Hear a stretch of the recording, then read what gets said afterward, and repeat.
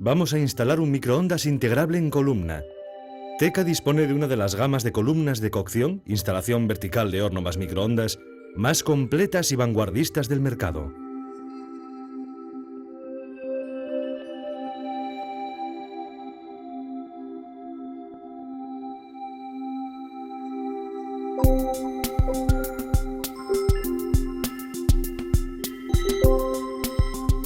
Colocamos los soportes de sujeción en el mueble a una distancia entre ejes de 350 milímetros.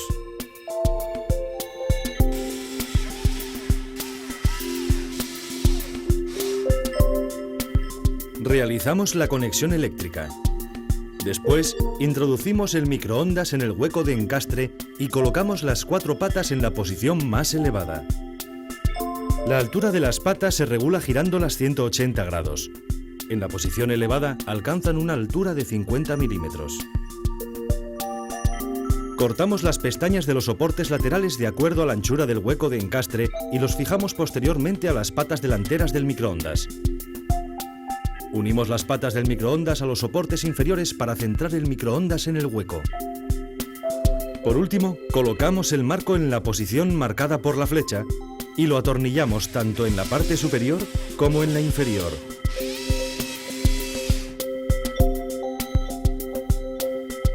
Colocación de los soportes de sujeción.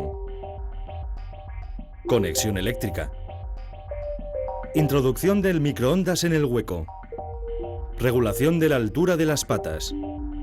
Fijación de los soportes laterales. Colocación del marco.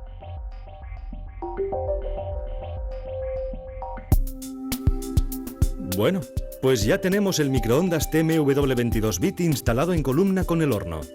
Bonito, ¿eh? ¿A que es más fácil de lo que parecía en un primer momento?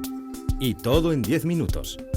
Los accesorios de instalación son patas, distanciadores, fijadores del marco, tornillería y marco de empotramiento.